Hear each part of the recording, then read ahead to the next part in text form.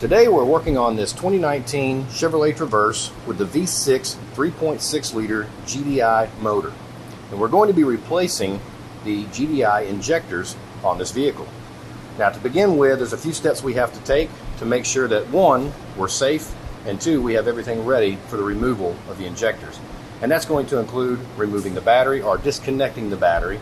And then we need to also depressurize the fuel system on this vehicle.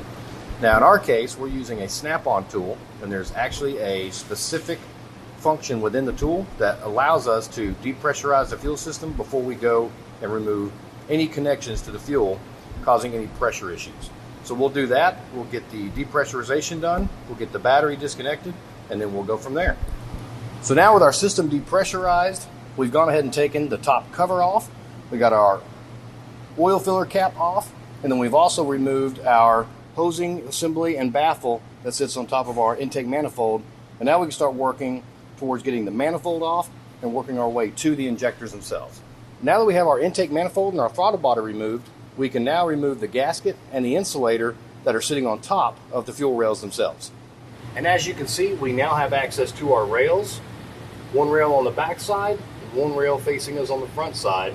We're now going to start working to get those rails and those injectors out. But first we have to come over to our inlet and outlet on our fuel lines that are going to be coming from and to the pump, sending that fuel to the rails to supply the injectors.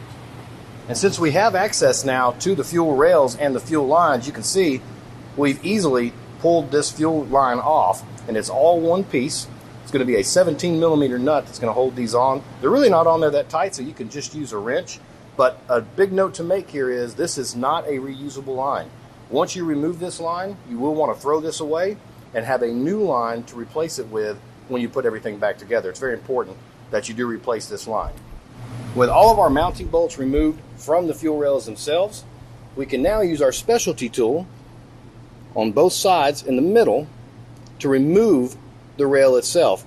Now, it's important to use these specialty tools because it has a J-hook that goes on one side that mounts to this arm, and then the other side of the tool is going to go into the original mounting bolt. And what that's going to do is going to apply pressure both to the block and the rail, pulling it up at an even pace without bending the rail or the injector tips as you're bringing those out. So what we'll do is we'll turn these at the same time, and that's going to break free the injector rail. And now that we have the rail broken free, we used our specialty tool to break the injectors free from their ports. We can now pull the fuel rail out, but I will tell you, it's a lot harder than it's going to look when you first go to pull it out. There are a lot of things that you're going to have to kind of wiggle and shift out of the way to get the fuel rail to come all the way up. And then if we spin the rail over, you'll see there are two tabs here and here that just have a grommet attached to them. And you're going to want to remove those grommets in order to get the rail all the way out. But essentially, once you have those removed and you get the wiggling done, the rail will pull straight up.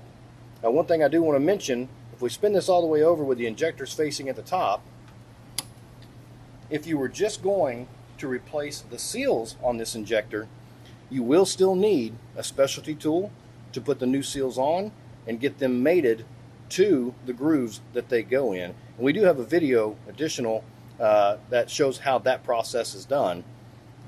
And now, using a combination of another specialty tool as well as a larger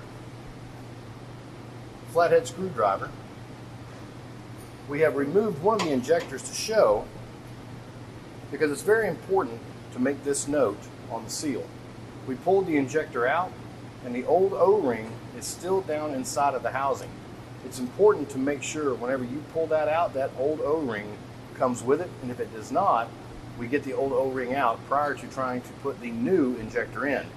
It almost makes it impossible to get the new injector in if you don't remove the O-ring, but if somehow you were able to do it, you would then have double O-ring or gasketed the injector, and you'll never be able to build pressure that way. So it's very important to make sure you get that O-ring out at the same time that you pull the injector itself. And with the injector out, we can now go and reinstall the new injector, and we'll do that for the other two injectors on this rail and then we'll go back and do it for all 3 injectors on the other rail, giving us 6 brand new injectors, brand new O-rings, as well as the new delivery lines that are going to be reinstalled. Remember in the beginning of the video, we talked about throwing the old line away. Here's that new line, and we are going to replace that new. Again, another important note, make sure you leave these rubber tips on these lines until the exact moment that you're going to put these lines in place. It's just a simple way to keep debris and other things from getting inside the line and causing any type of trash or contaminants getting into the new injectors. So earlier in the video, when we were removing the injectors, we talked about using a specialty tool as well as a flathead screwdriver to remove these clips that hold the injector onto the rail itself. Now we have these reinstalled, these new injectors. However, we do want to show you what you're going to be running into with this. So on the injector itself, when it goes into the housing, it's going to have this retaining clip that pops on and locks the injector into the rail. You basically have a tab on either side as well as one in the middle. And that tab is going to lock into place on this clip, and it's going to keep the injector from moving around. Now, to get that on there, we'll go back to the specialty tool. And what's great about this tool is, you have a lot going on trying to get this injector in, lined up in the right spot. So holding and maintaining the position of that clip is difficult enough as it is. With this tool, there's actually a magnet inside of the clip side.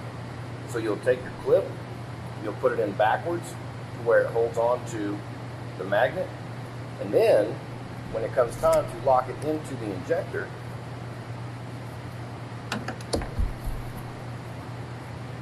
you'll have this clip already into the tool. You'll place it onto the rail here, and then the back side is going to apply pressure to the rail itself right here. And once you have it lined up correctly, you'll be able to squeeze the tool and pop that clip back on, retaining the injector into the rail. That way we have a proper seal and it'll have proper function when the vehicle gets ready to run again. And now with our injector rail replaced with 3 new injectors, prior to installing that rail, we're going to clean the injector ports. That's a specialty tool that comes with 2 different components. We're going to have a brass, somewhat pipe cleaner looking tool that's going to shine up the port where the injector is going to go in. And once we have that done on all 3, we're going to remove the pipe cleaner style brass tool, and we're going to add the other tool that comes with it, which is going to be a brush, to make sure that we don't have any debris or anything else within that port. Just cleaning those ports up very nice so that we get a perfect, accurate seal with those new injectors once that rail goes in. Again, keep in mind, these rails are basically perfectly form-fitted. There's really not a lot of wiggle room or adjustments that can be made. So the cleaner the area and the better the situation for adding the rail back in, the better off you'll be. So make sure you follow this step in this process so you're not struggling to get that rail back in once you've done all the new injectors on the rail itself. Now that we have the new injectors reinstalled onto the rail, we can now guide the rail back into place. And again, we've already cleaned those ports out so we know we're safe there. We don't have any debris in the system. We get that rail back in place, we'll get it locked back down, and then we'll do the exact opposite. We'll go backwards and go to the other side of the engine and pull the other rail and replace those 3 injectors. That way we have a completely new fuel injection system on this vehicle. Now again, once we have both completed, we're going to replace that fuel supply line from the pump to the rails. Since that was a throwaway piece and we got to put a new one on each time, we'll replace that. We'll get the pump replaced, and then it's just a simple process of getting the rest of the components back in place, such as our intake manifold, our throttle body, all those components we removed to gain access to the rails themselves. We'll put those back on. We'll get our battery re-energized, and then all we need to do at that point is put the key in the ignition, let it sit in the AC position for just a second so we can get some fuel running up to the pump, and then we'll start cranking. Now, it will take a few seconds to get the car to turn over because you do have to build some high pressure fuel in that high pressure fuel pump. So let it crank, and if it keeps going for 10 to 15, 20 seconds, back off and try it again, and you will quickly get that pressure built up to the high pressure fuel pump, and that'll feed that fuel to the rails, and we'll get these injectors running like brand new. And hopefully now you have a better understanding of what it takes to replace the injectors on this 3.6 liter GDI motor.